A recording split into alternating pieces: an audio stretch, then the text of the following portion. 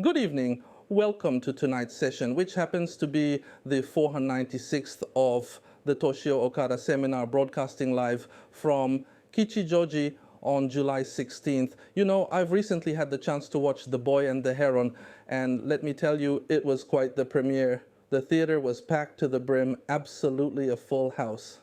Now, here's something that really caught me off guard. I noticed a bunch of people were really adamant about not watching it.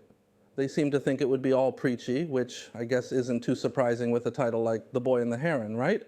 But, you know, that's not exactly fair to say, is it? I mean, sure, Hayao Miyazaki might come across a bit preachy in his interviews, but if you think about his movies like Laputa Castle in the Sky and My Neighbor Totoro, they were only slightly preachy, just a tad.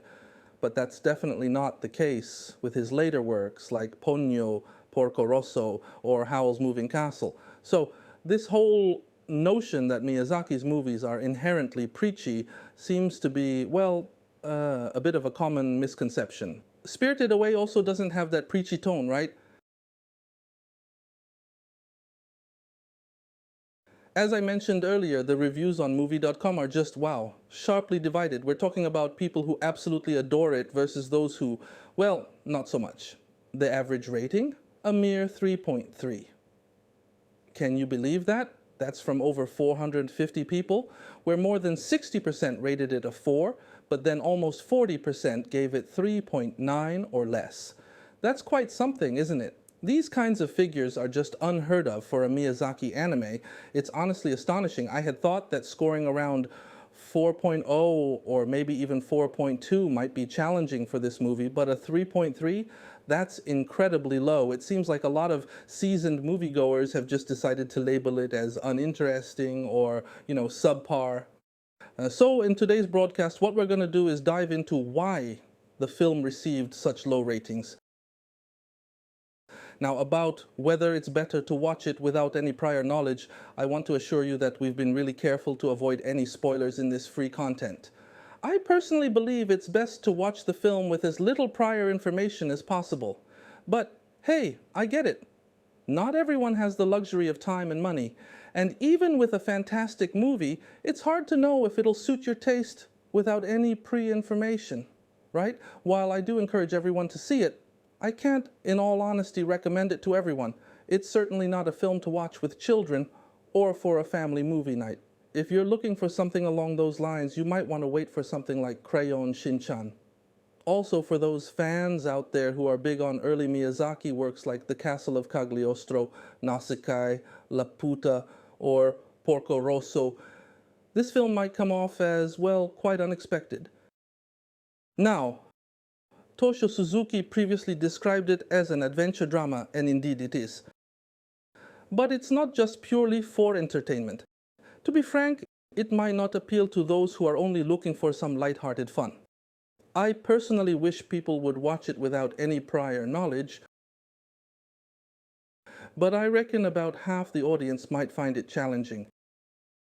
So today's free guide is meant to provide just a minimal guideline for such viewers. If you feel you don't need this guide and want to approach the movie with a fresh perspective, you can just stop watching here.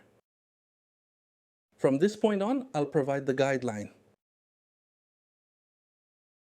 So here it is. Why is there such a divide between high praise and dissatisfaction? It seems to stem from viewers who get it and those who don't. This kind of divide, it's unprecedented in Ghibli films, and then of course you have those who find it interesting and those who don't. There are 4 elements that form people's opinions about this film.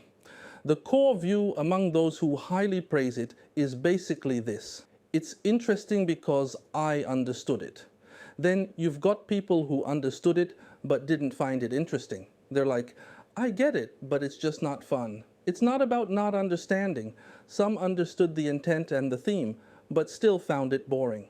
This is the central view among the critics. Then there are those who don't understand it but find it interesting. They're likely to watch it again. And there are also people who neither understand nor find it interesting. And they tend not to speak out much, perhaps feeling embarrassed or inadequate. Usually these individuals just remain silent.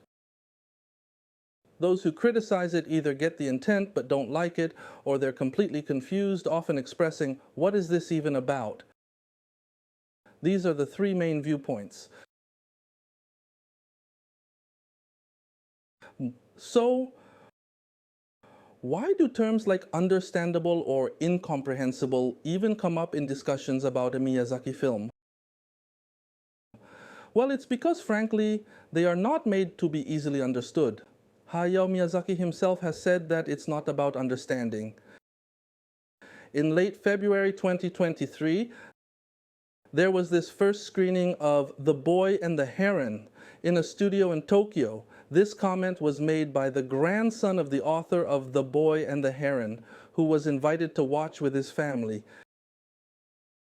He said this right after the lights came on at the end of the screening, and Miyazaki's comment was read out loud. As Miyazaki wasn't actually present, the grandson remarked, "There were parts I didn't understand." So, it seems like even Miyazaki himself doesn't fully grasp what this film is about.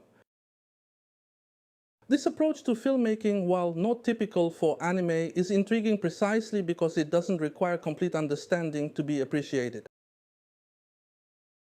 It's an art form that can captivate viewers with its enigmatic beauty.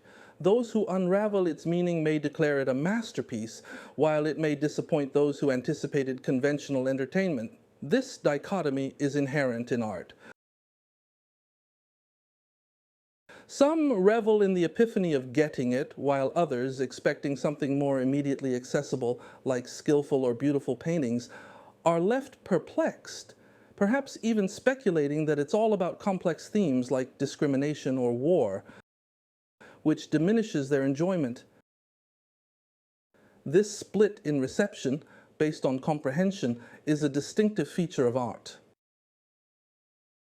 The Boy and the Heron has, received a really wide range of reviews, and this is partly because it's kind of a unique work of art in the anime world. It's like it really connects with people who have a deep appreciation for art. You see, anime being recognized as art is pretty rare. This rarity mainly comes from how hard it is for films, especially due to their collaborative nature, to be seen as art. When you think about it, there are these huge budgets involved in filmmaking, right? So the filmmakers, they kind of have to justify their work to the producers and the investors. And, well, they often find themselves like really tangled up in the explanations they have to give, which can sometimes pull the project away from what it was originally meant to be. This makes creating true art in cinema really challenging. It's a bit easier to achieve this kind of artistic expression in more personal projects like novels or to some degree in comics, but in cinema, it's a whole different ballgame. Live action films, fortunately, are subject to the unpredictability of elements like weather and actor performances, which can inadvertently craft something akin to art. Additionally, when directors with a perfectionist streak or strong authoritative presence take charge, art films can emerge. Animation, on the other hand, operates differently.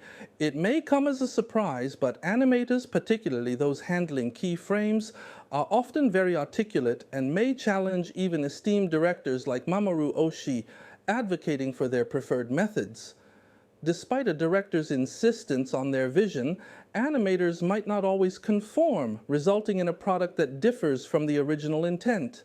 Consequently, directors might entrust the entirety to a gifted animation director, as Oshii does, or, like Miyazaki, take matters into their own hands and redo work themselves, even under the scrutiny of television cameras. Yet, discussions with Toshio Suzuki reveal that compromises are made, such as Miyazaki's preference for Ashitaka Seki being superseded by Princess Mononoke.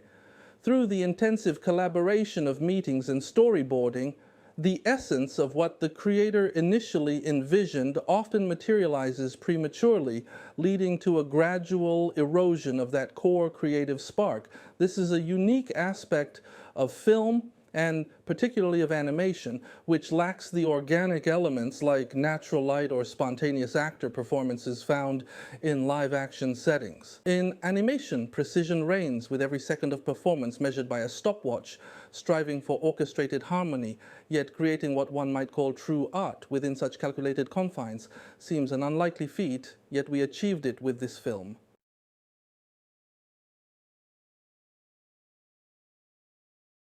Oh, and get this, there was this subtle change in Hayao Miyazaki's name just before this release.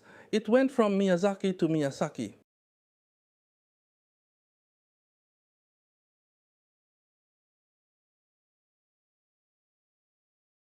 But don't worry, it's not like a huge deal or anything. He's still signing his name in hiragana as Miyazaki. Now, the theme of this film, which seems to delve into the concept of death, it's kind of a big deal. It's like a challenge, or maybe it's kind of a response to Isao Takahata's Grave of the Fireflies. It's kind of fascinating, actually. It feels like with this film, we're witnessing something like a whole new chapter in Miyazaki's career. So, looking at this film, I'm pretty sure it's going to resonate with audiences, but whether it's going to be a blockbuster hit, that's a bit up in the air. I mean, hitting box office earnings of 8 billion yen, that's a tough one, and surpassing 10 billion, wow, that would be something else, especially considering how discerning Japanese viewers are. This work, it's kind of shifted into this art territory, right? But it might not completely satisfy those who are just looking for some plain old entertainment. That's why I see it as this monumental experiment. It's not a failure, not at all, but more like a step into unknown territory. The thing is, people usually look to Miyazaki for entertainment, so this film might throw them for a loop. Like, take Slam Dunk, for example. It was experimental, but it still nailed it as entertainment. This film, though, it might have just missed that mark a bit. But those who really love Miyazaki's golden era, you know, like that iconic scene in Ponyo, where she's running on the waves, they'll probably get the significance of this artistic leap. It's kind of sad that we're missing those magical, enchanting elements we usually get from Miyazaki's films. But what we've got here is what Miyazaki, now over 80 years old, can create at this stage in his life. The days when he could be all strict with his staff, personally correcting every single frame, those days are gone. But even though it might seem like things have been scaled down a bit, the team's still made up of these top-notch animators. So, Miyazaki's workload? It's probably a lot more manageable now, which is probably better for him, health-wise. This streamlined process could actually lead to more productivity. I mean, I think Miyazaki's already working on new projects. Otherwise, why would he have released the film in its current form, right? So we might actually start seeing new Miyazaki films popping up every couple of years, maybe even more often than Star Wars releases. Can you imagine? All right, thanks so much for tuning in. That wraps up the complimentary part of today's session.